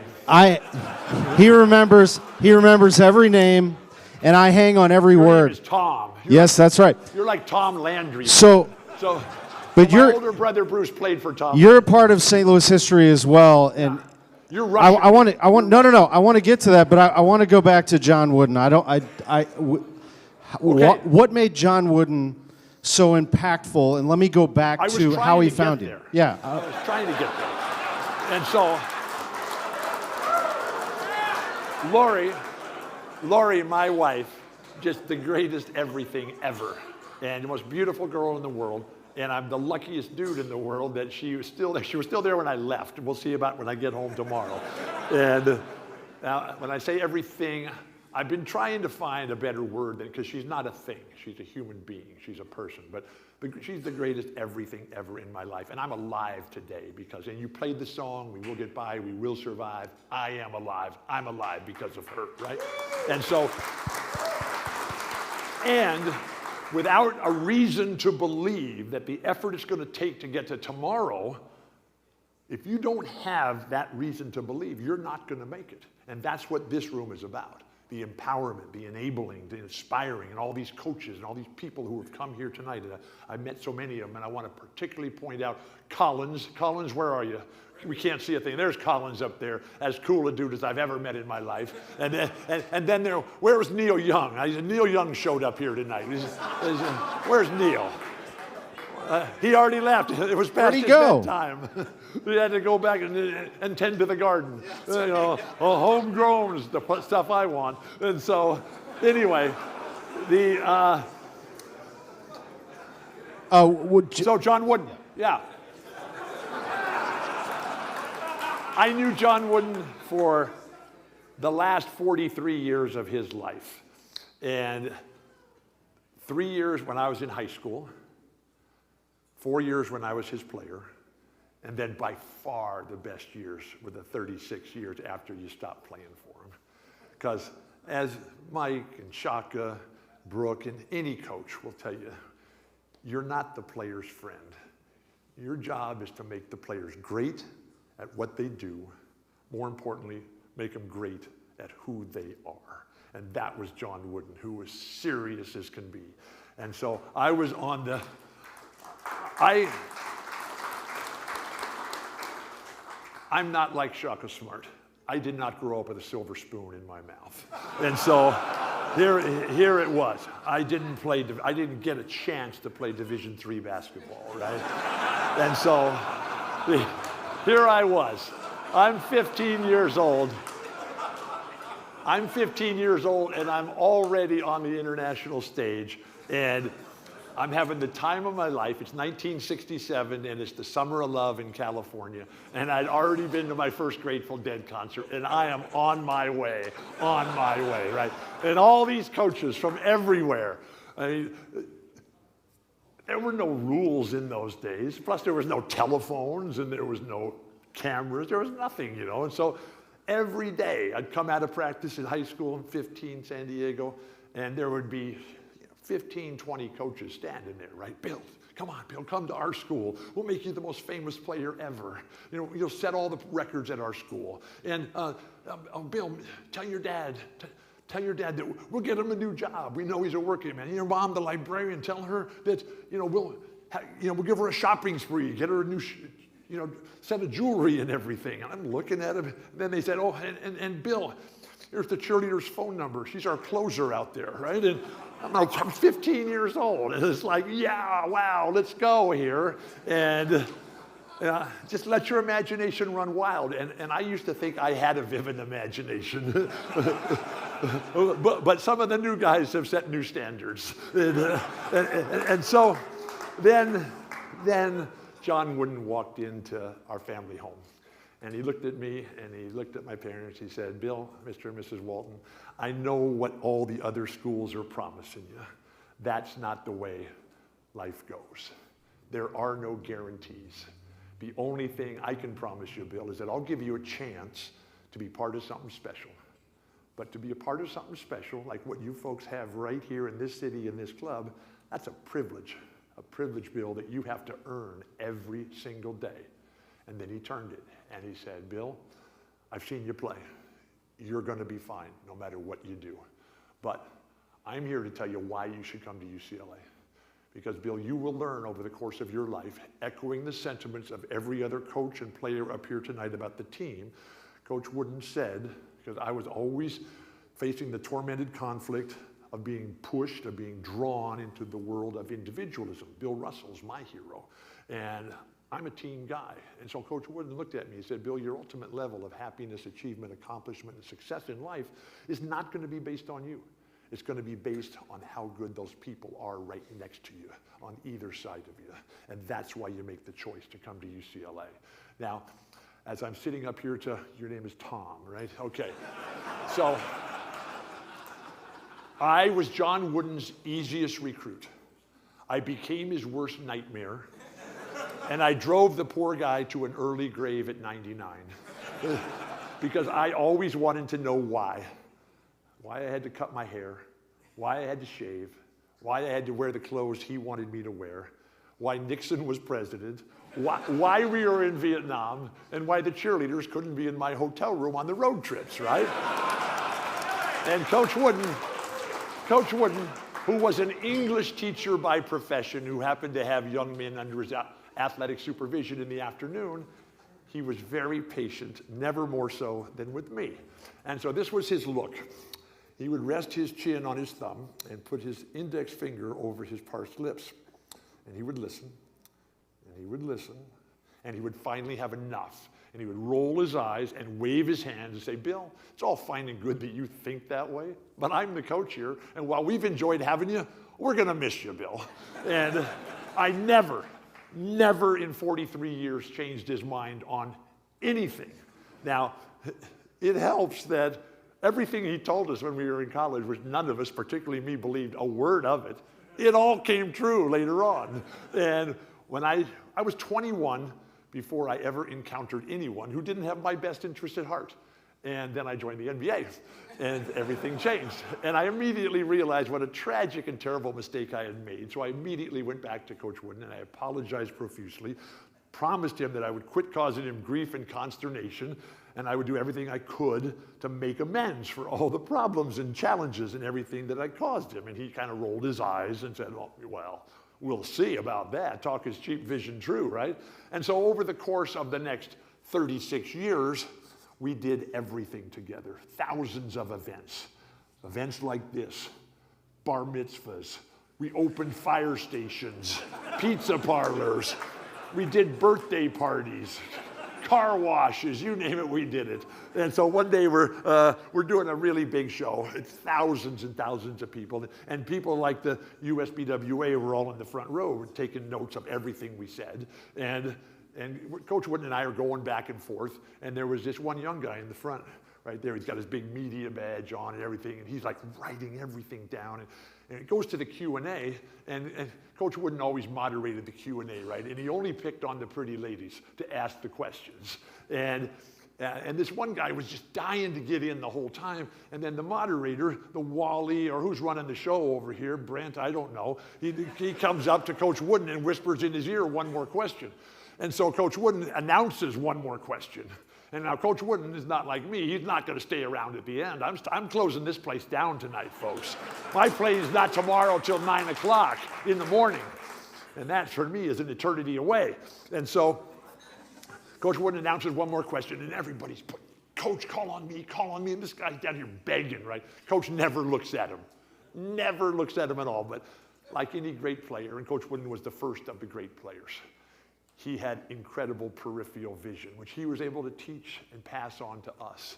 And so as he's looking around to try to pick, and this guy's jumping up and down, Coach Wooden finally comes back and says, young man, what is your question? And the guy stands up, and just by looking at him, you could tell he was just way too young, that there was no way he was there in the 60s and the 70s when all this stuff went down, right? And so he says, Coach Wooden, were you really going to kick Bill Walton off the team because he wasn't going to cut his hair, because he wasn't going to shave, because he wasn't going to wear the clothes you wanted him to wear? Coach Wooden sat up extra straight, looked at me, looked back at the guy, looked at the crowd, and came right back and said, hey, the only thing that matters is that Bill thought I was going to kick him off the team. And I did. And there was nothing more important than being on the team. And so every one of these coaches, every one of you business leaders out here, as you create the culture, You are the leaders that make people just so anxious to want to get to the event, get to practice, get to the game, and let's get this thing going and not wait over on the sideline for 2 or 3 hours. Man, there's like a double header, maybe even a triple header. What were the rules of the new baseball leagues, right? Speed this thing up a little bit here. And so here it was. There was nothing that I was willing to do to jeopardize my position on that team. That's how special it was that we had. And it was such a joy, such a grand celebration of life. And to be here and to live that all again, and then to see the parents and the coaches and the players and everything, just, I'm the luckiest dude in the world. And what was your name again? Tom. 50 years ago, Bill, 1973, UCLA, Memphis State. Yeah, we won that game. Yes, you did. Yeah, man, that was... Bill Walton, 21 of 22 from the floor, 44 points. Yeah, but Coach Wooden, after the game, said, Walton, I used to think you were a good player till you missed that one shot. And he said that to me every day. He never forgot. He had the most incredible memory ever. And he could tell stories or recite poetry. And for those of you who like poetry, one of his favorite poems, and for the teachers and the leaders and the coaches who were here today, the poem that I was talking to, is it to Rebecca, who's the coach of SLU Women? Yeah, so Rebecca, we talked about Coach Wooden and his love of poetry. And he could recite poetry endlessly, perfectly, flawlessly. And one of the poems that he loved so much was, they ask me why I teach. And the refrain is an incredibly long poem, which he could deliver perfectly. The refrain at the end of each stanza, they ask me why I teach, where else could I find such splendid company? And that is what this gathering is all about. And that opportunity to come together, to reflect, to learn from yesterday, to dream about tomorrow.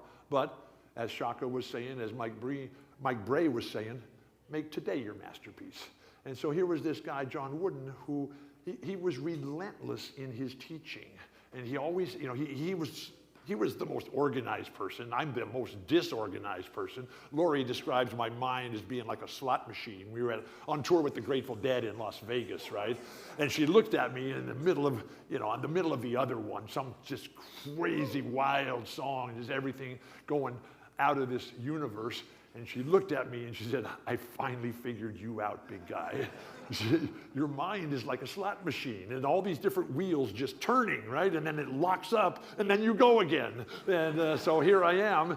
And it was just absolutely remarkable what Coach Wooden could do, because he was relentless in teaching us how to build our own personal foundation, because he knew from personal experience that the strength of the team is the strength of the individual. And his job was to make us great individual players that were committed to the team.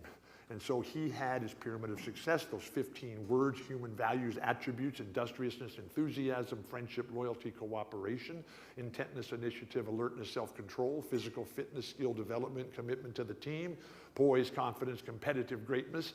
That's 15 of them. But then he realized a couple years later that he left words out.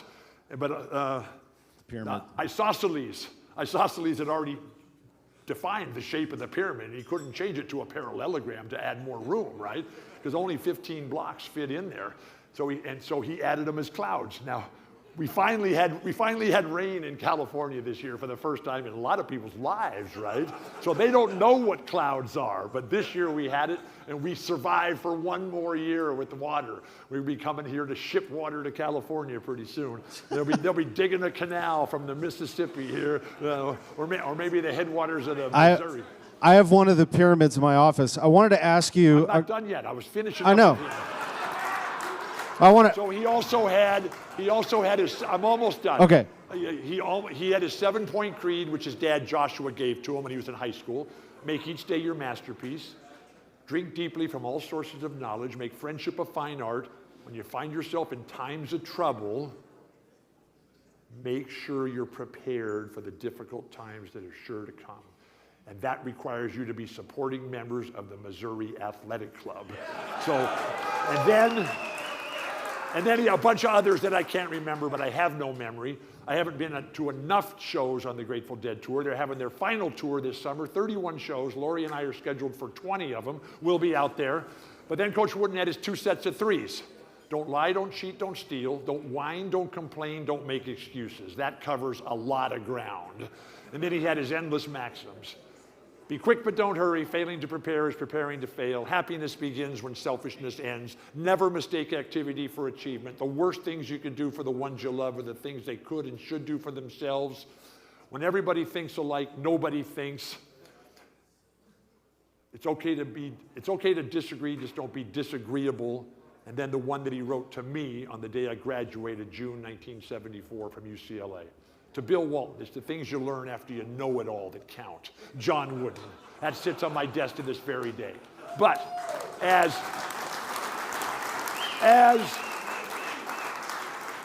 we salute the College Player of the Year, the Oscar Robertson Player of the Year, those of us who know Oscar, those of us who have seen Oscar, those of us who live with Oscar, and what an incredible honor this is for Zach. But Coach Wooden also wrote a maxim that describes Zach and describes Tanaya and any other great player. Basketball, like life, is not a game of size and strength. It's a game of skill, timing, and position. It's not how big you are, it's how big you play. It's not how high you jump, it's where you are and when you jump. And I'm scratching my head, which is why I'm bald today, because I never stop scratching my head. None of this made any sense. So I looked at the guy and said, Coach, you can't really believe that. Because this comes right back now to what Malcolm talked about at the beginning. What would Coach Wooden say about NIL? I know what Jerry Garcia would say about it. We used to play for silver, now we play for life. But when Coach Wooden would tell us, it's not how big you are, it's how big you play. I scratched my head and said, Coach, you can't believe this to be true. Come on. Kareem, he has all the records, or at least he did until February. And then Shaq, he's got all the money. And then Wilt has 20,000 girlfriends. So what is up with that? And Coach Wooden looked at me and said, Walton, you're the slowest learner I've ever had. Don't you realize it's not about stuff?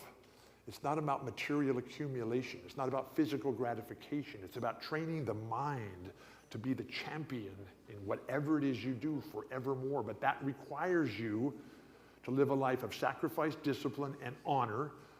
And the sacrifice comes in when you have to sacrifice your ego, your individual goals, dreams, aspirations for the betterment of the team.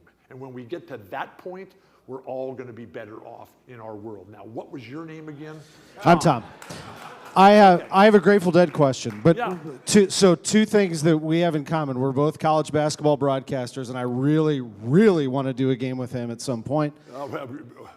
Set your standards high. But secondly, be careful what you wish for. Yeah. I have ruined more careers than anyone. The list of coaches that were fired because my feet were always broken. We're good. You're my I had man. so much trouble. But I did not know how to play in the game of life. Grateful Dead question. Grateful Dead I was question. always suffering, when the pros came, I was always suffering from undiagnosed stress fractures that they could never figure out. That is they true. didn't believe that I was hurt. And then, basketball was the easiest part of my life, by far. Academics were second. Straight A student the whole way through. My challenge is orthopedic health. I was born with birth defects. I've had 39 orthopedic operations. I spent half my adult life in the hospital. Both my ankles are fused. Both my knees are replaced. My hands and wrists don't work. My spine has been completely rebuilt. That's all bolted together here. And look at my face. I had my nose broken 14 times. I had my teeth knocked out 10 different times. For those of you still lucky enough to play basketball, don't play defense with your face, because this is what happens to you, right? And so here it was. I'm chasing the dream, but that dream got derailed in my body, like all of yours, including yours and Tanaya. It will fail you at some point along the way. Mine just failed me way too early. But you become. It always is that way. But you become one of the great broadcasters in the game. My biggest challenge in life, God, you're really good at cutting me off, man. I take that as a compliment. Yeah, man. Watch out, man. That elbow's coming in. It's like Kareem's elbow on the sky hook, right? And so my biggest challenge is the fact that I'm a lifelong stutterer. And I could not say a word until I was 28 years old. I could not say hello. I could not say thank you.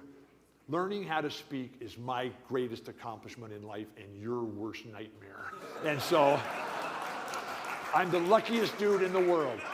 Somebody taught me, Marty Glickman, read his book, Fastest Kid on the Block, watch his HBO movie, Glickman. Incredible story, Olympic related. In life, you have performance, which is what got everybody here, but to keep us going, it always ends in the ability to be resilient. And that's, here I was, I'm lying in a hospital bed on March 15th, 1990, in Whittier, California, Nixon's hometown. Nixon, the Prince of Darkness, right? And here I am. I made a conscious decision in my life to go to Nixon's hometown to have a life-saving ankle fusion surgery. And like that was my 30th operation.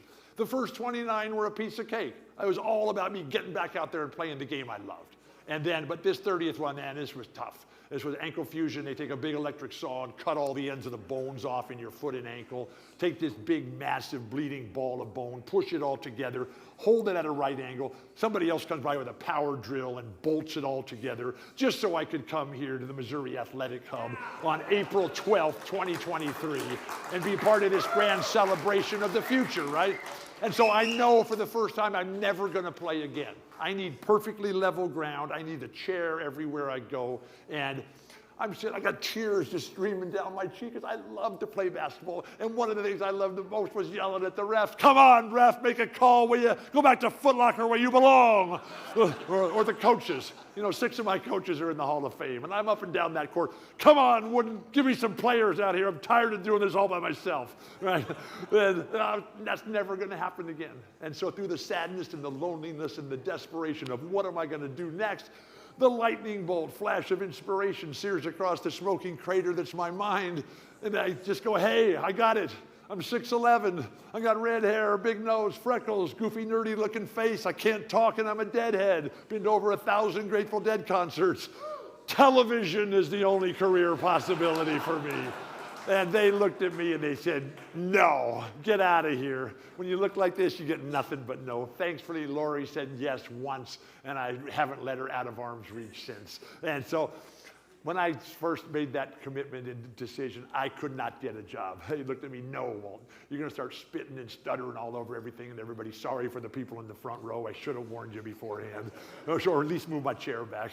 And then they said, after you're stuttering and spitting all over everything and everyone, you're going to start talking about Jerry Garcia and Bob Dylan and Neil Young, who came to the show here tonight. And we just can't have that, so get out of here. So I could not get a job at all. And that's when John Wooden, all the tools to overcome the adversity, the motivation, the balance, the quickness, the creative imagination, the empathy, the sympathy, the confidence, and then the persistence, the perseverance, and the sacrifice and discipline to get the job done. And I finally got my first broadcasting job. It made no difference to me, although it did to Lori and the children, that it was a CBA minor league basketball game on Christmas Day for no pay. The team and the entire league were folding the next day. But yeah, I was broadcasting, right? And I chased that dream. I chased that dream for 18 years. And I made it all the way to the top.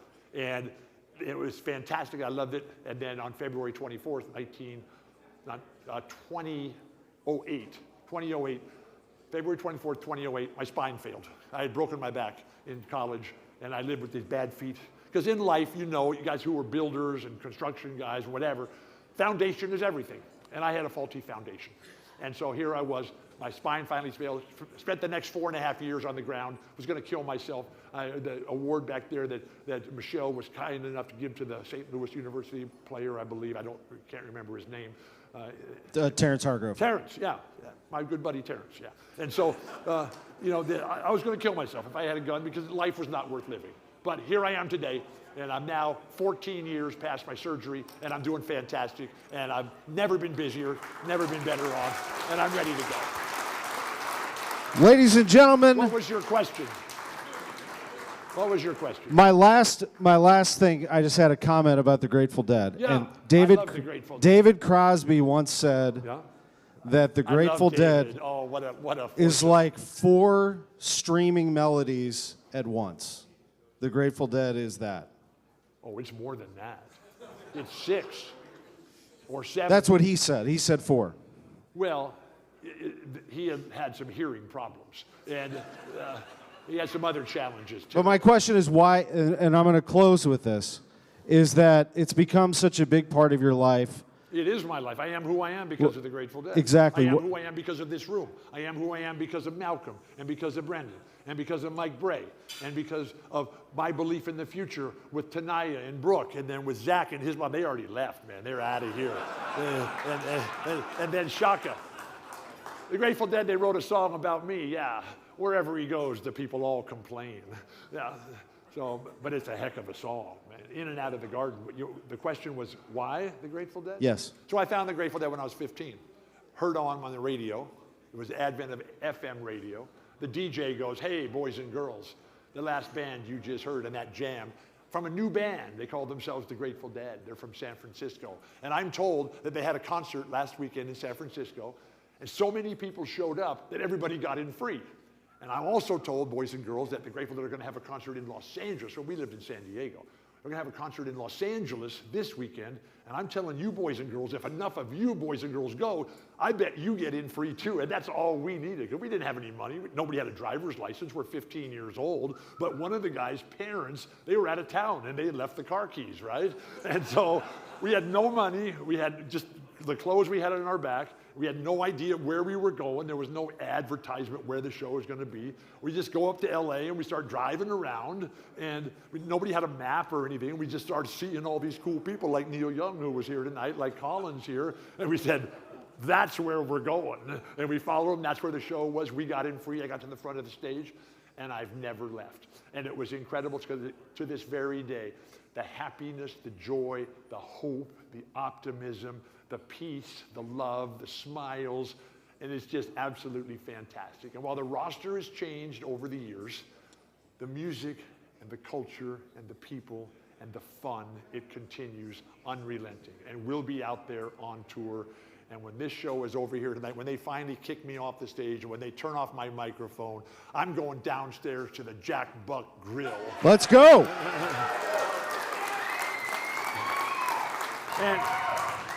And drinks are on Brent. Drinks are on Brent, yeah. Ladies and gentlemen, 3-time Oscar Robertson Trophy winner, Bill Walton.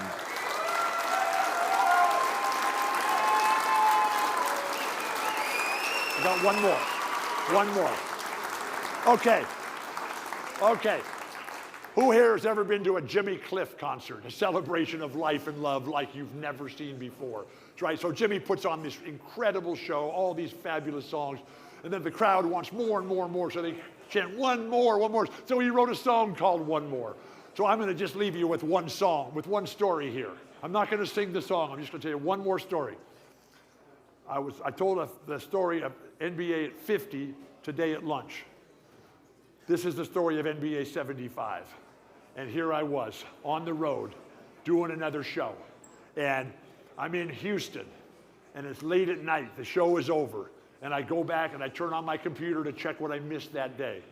And on the computer, the NBA had announced its top 75 players of all time. Yo, in the back. If you want to talk, go down to Jack Buck's Grill, okay? Yeah, okay. So I turn on my computer late at night in Houston, and I see it right there.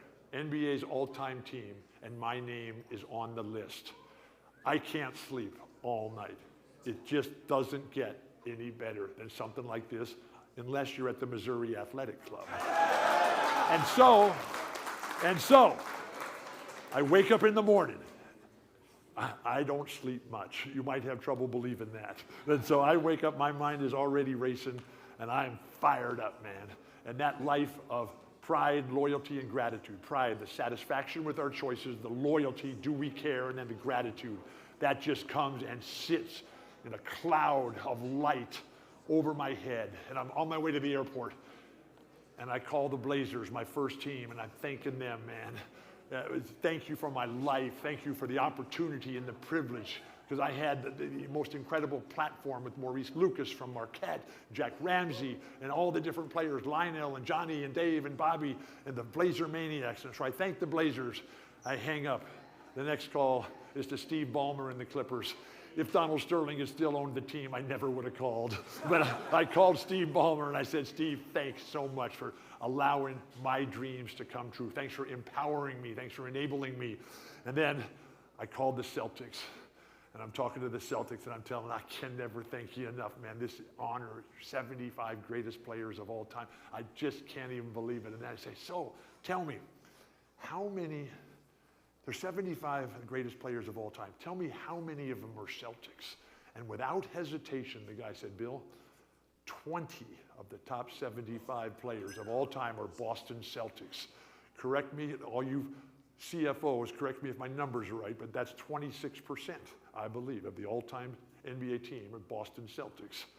Then I'm saying goodbye or pulling up to the airport, and I say as my last question, okay, 20 Celtics on the NBA's all-time team. How many fakers on the all-time team? And without hesitation, without a moment's doubt or uncertainty, the guy leans into his phone and he says, I don't know and I don't care, goodbye. And that's how special it was to be on the Boston Celtics. The only thing that has been better in my life is to come to the Missouri Athletic Club. Thank you very much. We'll see you at Jack Buck's Grill. Let's go to the Jack Buck Grill. It's all shining on me. Here we go.